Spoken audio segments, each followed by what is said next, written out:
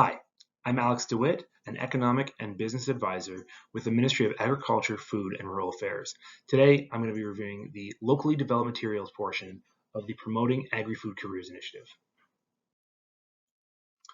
The Promoting Agri-Food Careers Initiative provides funding to ag societies to promote careers in the agriculture and food industry.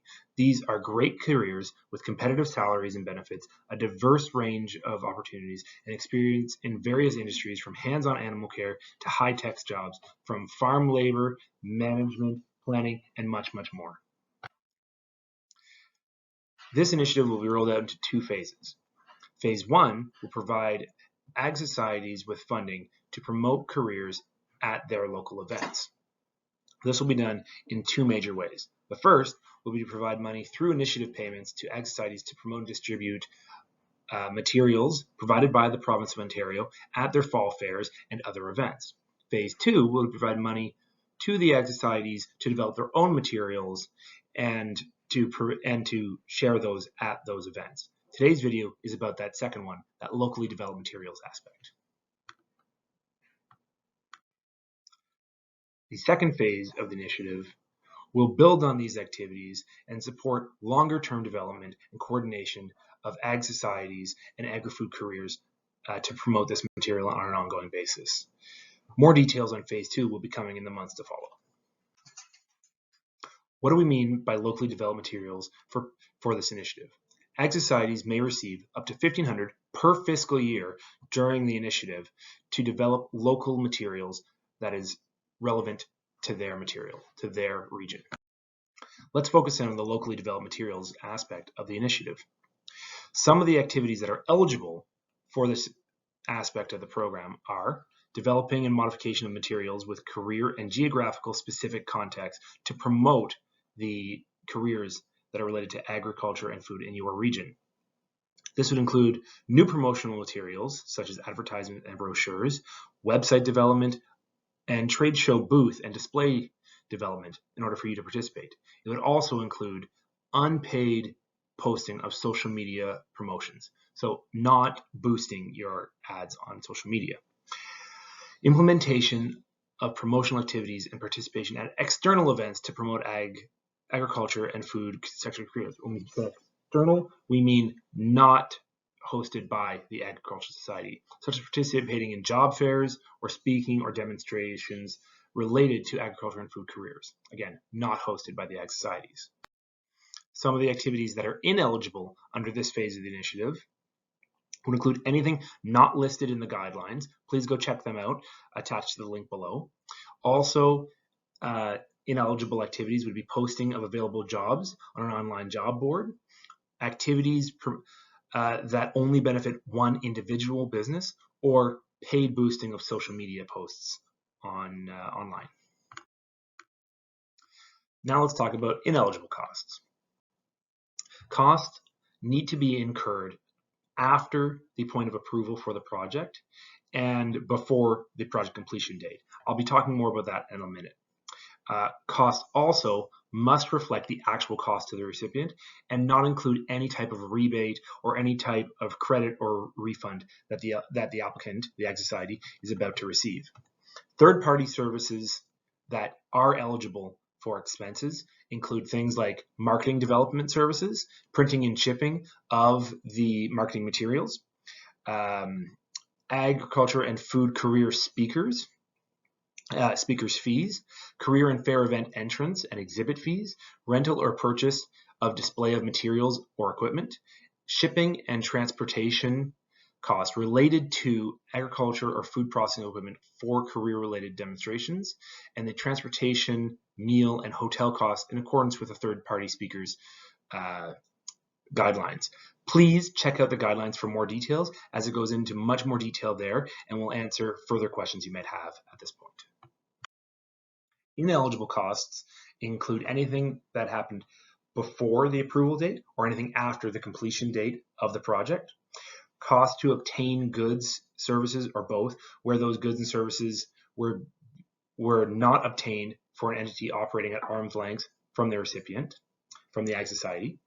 Costs related to the Ag Society's ordinary business operations, such as the day-to-day business or anything ongoing, cost related to submitting reports or other information to the ministry, admission fees to the ag fairs, to the fall fairs, travel, meals, and hotel costs, except for those related to the speaker, salary and wages for any Ag Society staff, in-kind costs of any type, and capital equipment and machinery costs, except those outlined in the agreement. For more detail, again, please check out the guidelines. How do you apply? How to apply. You'll find an application form with the guidelines online. The form must be filled out using the most recent version of Adobe Acrobat, or it will not be able to be saved. The application must be completed in order to be considered eligible. The completed application form must be submitted by email to ahoa.admin@ontario.ca. These can be sent in on a continuous basis and must be approved prior to participating in the creation of the locally developed agriculture and food careers promotional material. Applicants may only apply once per fiscal year and can apply to receive up to a maximum of $1,500 per year. Applicants must not submit an application form for a project where the applicant has already received funding through the Sustainable CAP programming. Once an application form has been completed and sent to the ministry will review the application form and determine if the program is eligible.